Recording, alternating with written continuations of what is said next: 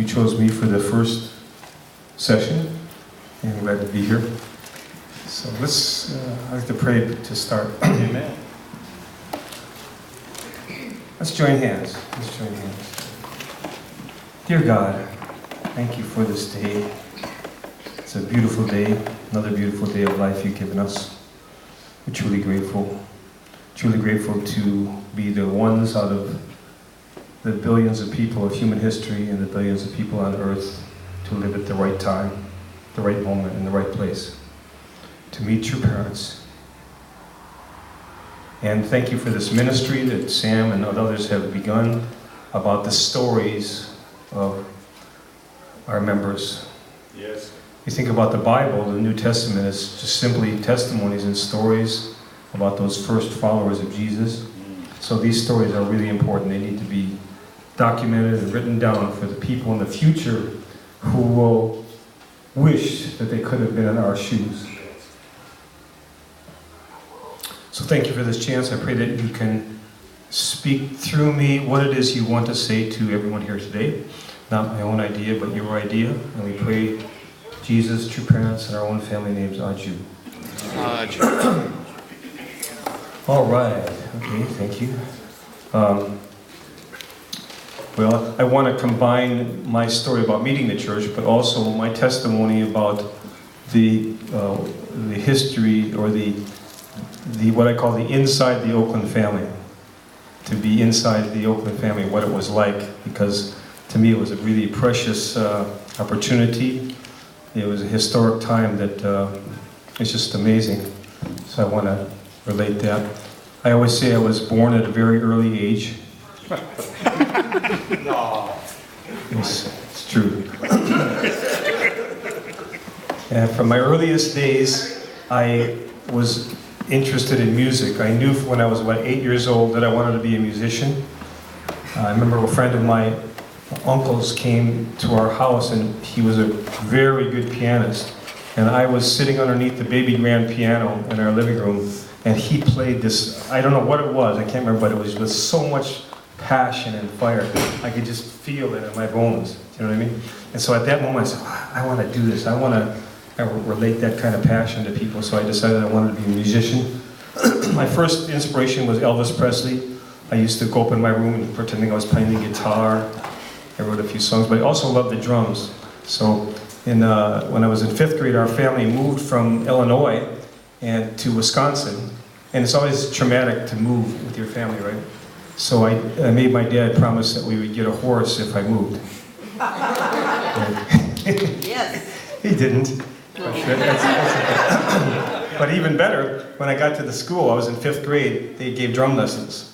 So I was really inspired like that. So I started taking drum lessons, and I didn't even have a drum to start off with. I just played on books at my house. I just had a pair of sticks and I was playing. But I was talented, and I was improved very fast. And after 6 months, my parents bought me my first snare drum. So I had a snare drum. And then I remember we had a party. Some of our friends from Chicago came up for a party we had, and one of our friends from Mount Prospect, Illinois, who came up was a drummer. And my mom used to play piano. She used to play old 40s tunes on the piano, and she was pretty good. And so he had a pair of brushes. Or maybe I had a pair. You know what brushes are? Instead of the 6. Right up there. He started. I was playing with my mom.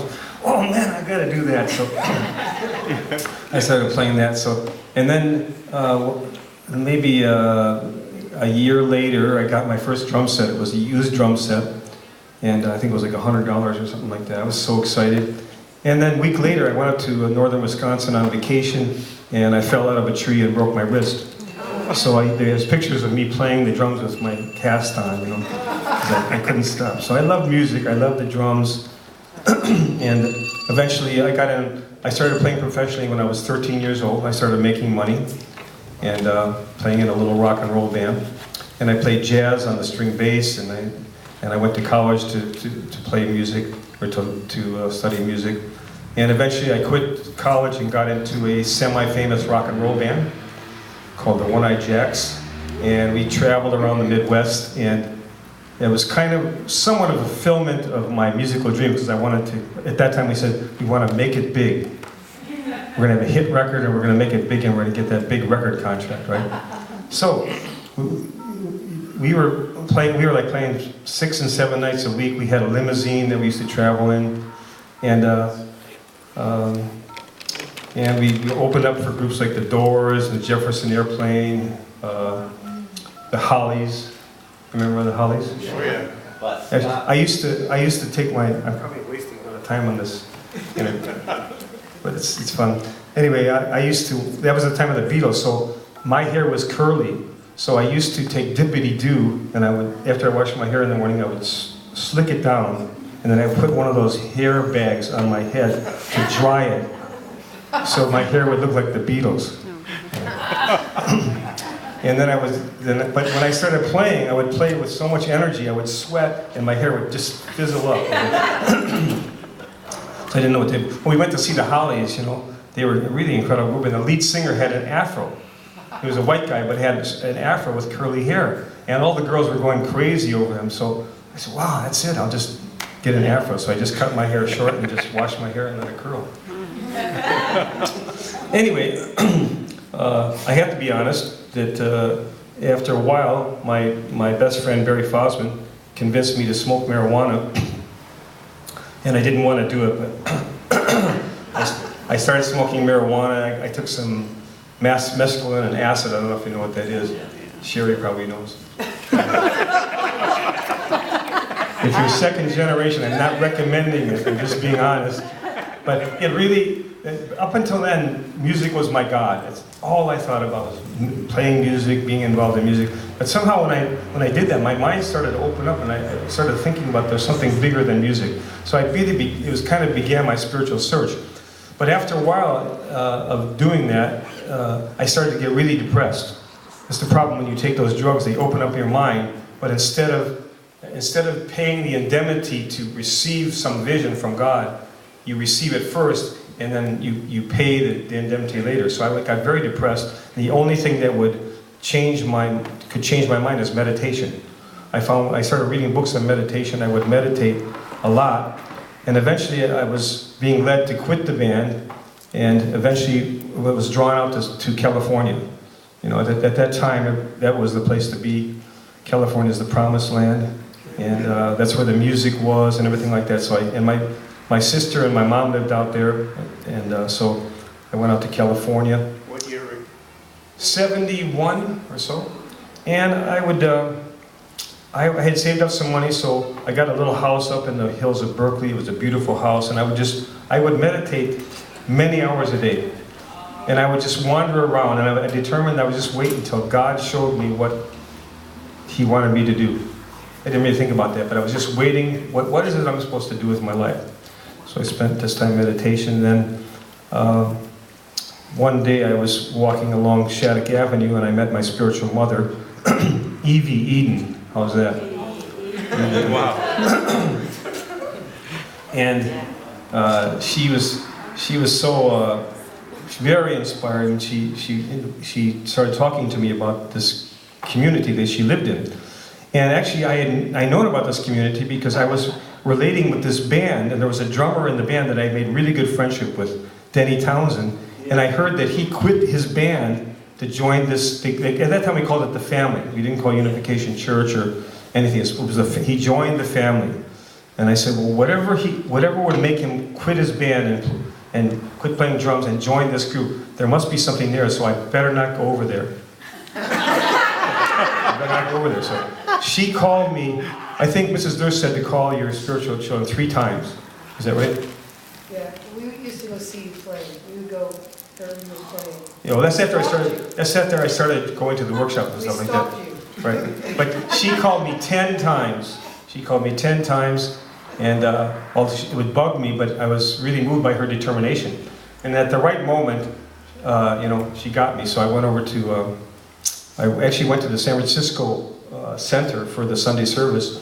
And I didn't really understand quite what they were talking about, but I really liked the people.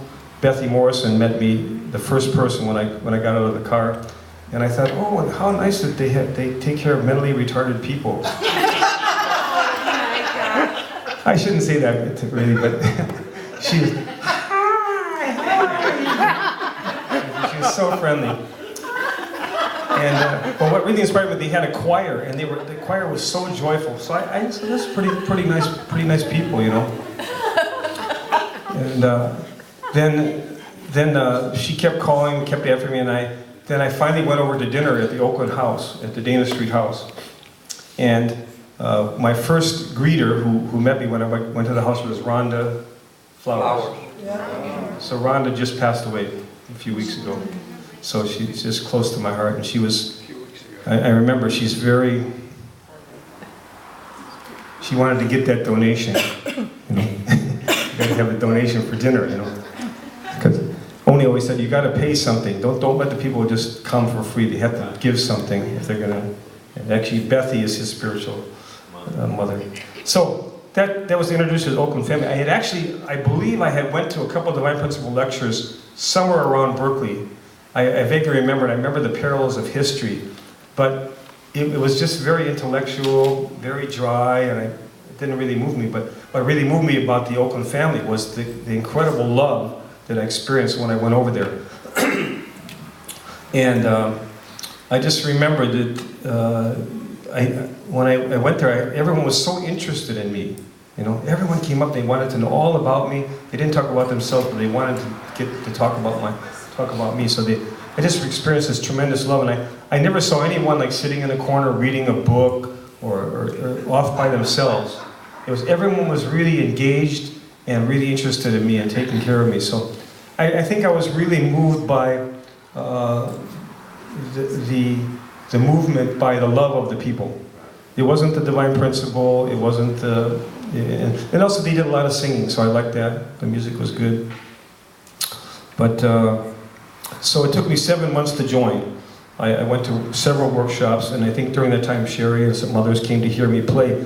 But the band was getting really suspicious, you know, because they knew if I joined the family, I was going to quit too, which would happen. So they were always pretty negative about the church. Took away 2 drummers. So when I joined, I finally joined. I remember. And when you joined, you had to cut your hair. You didn't have to cut your hair, but there was this tremendous pressure. You had to cut your hair, so I had semi-long hair, so I cut my hair. And at that time, we wore ties and white shirts. All the brothers wore ties and white shirts. All the sisters wore dresses, right? And sometimes they were made out of curtains, right, Sherry? Yeah. They were always full-length, long skirts. No, we buy bolts of fabric, and then so only we make curtains out of them, skirts for the sisters, ties for the brothers. Right. So we all matched. That was pretty sure. From the same material. It was all like whatever was cheap at Woolworths. It was amazing. We used to buy a bolt of fabric, so we'd all have the same. Right. So we were like square. I mean, we were Weird. so unhip, you know. But the love was just there. There was just so much love. So that was that really drew me into the church. I said, whatever is behind this must be good, because it's the fruit of the, what do you call it? The fruit of the tree, or you know, by the fruits, right? And but when I joined, I was a very shy person. I didn't like to talk very much. I liked to play music. That's why I play music, because it's hard for me to talk in front of people. I've learned over the years to do that, or be a little bit better at it. But